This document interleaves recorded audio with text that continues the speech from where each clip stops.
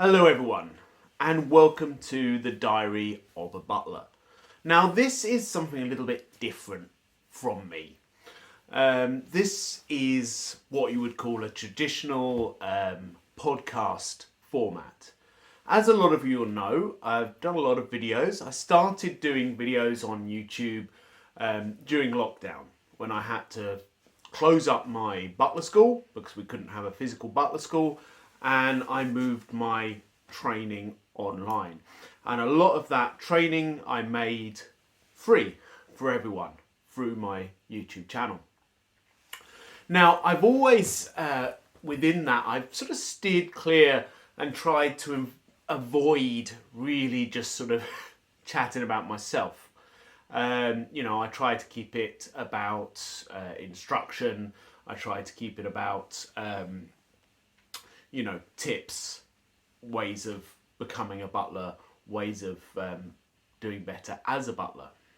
Much to my surprise, quite a few of you have asked me to share a bit more about myself. You've asked me to tell a few stories. You've asked me to tell you what I'm getting up to at the moment, what the industry's like, what's happening to me. And at first I thought, well, I don't really know if that's what the channel's about. But then YouTube came up with this new little drop-down box that said YouTube podcasts.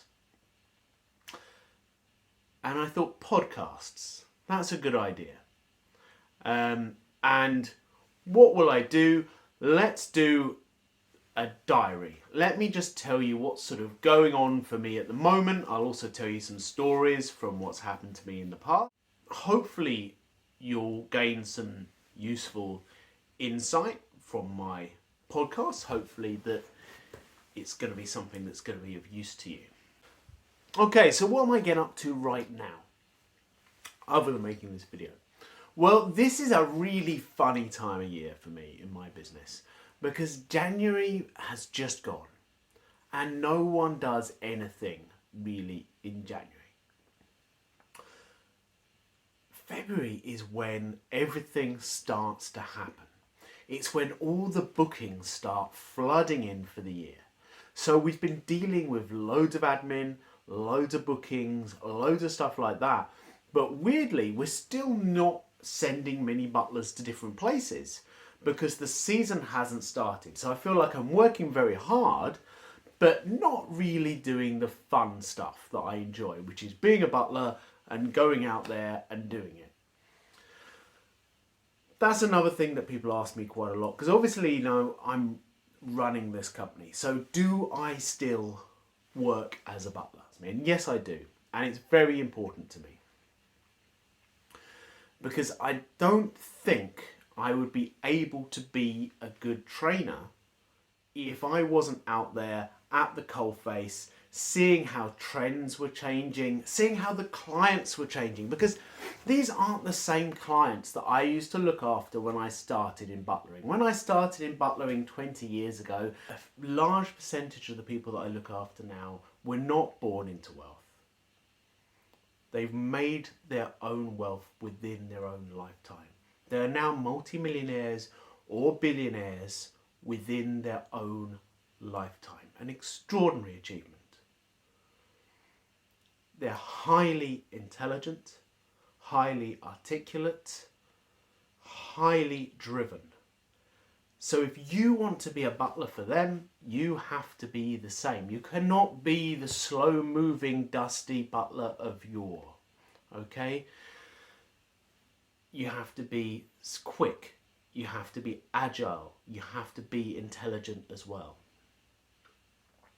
You have to be able to adapt to new situations. You might be jumping from a super yacht to a private jet to a house in Monaco to a house in Malibu within a matter of days, and you have to be able to adapt to each of those situations.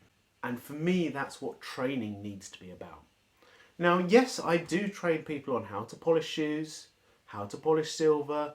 I do train people on all of these traditional butler skills, but I'm moving more and more modern techniques into the butler training, because I can see that is where the industry is heading. We can't be stuck in the past. You know, the idea of training someone how to spend all day spit polishing a pair of knee-high riding boots is almost ridiculous. 1 in 1,000 clients might actually require that, and of course, if that client does require that, it's very important that you learn that skill. But most of the clients in their Gucci loafers don't require a lot of spit polishing. I know that's very controversial. You still need to know how to polish your shoes well, because you're a butler, so you need to nicely polish shoes yourself. But you'll find that you'll be polishing yours a lot more often than you're polishing your clients. So what are my aspirations for the future of butlering? We need to adapt or die. It's as simple as that. Our clients have changed so much, especially over the last sort of 20 years since I became a butler. The clients that I was looking after 20 years ago, the grandchildren of people who had butlers, who were themselves the grandchildren of people who had butlers. They had a very specific way of living. You know, they would be hunting through the season, they would go to, you know, Ascot, they would do all of these things in a formulaic way, very simple, very predictable. Those clients, they do still exist, but they are very much in the minority now. Most of the clients that you'll be looking after as a butler have made wealth within their own lifetimes.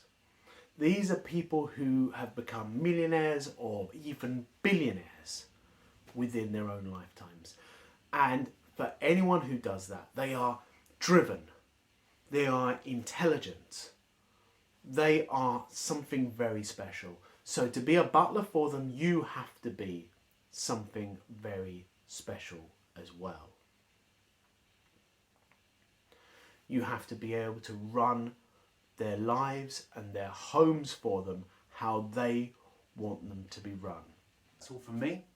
Thank you very much. If you want to see more of me, feel free to tune into my YouTube channel, or the Ross A. Bespoke Butler's YouTube channel.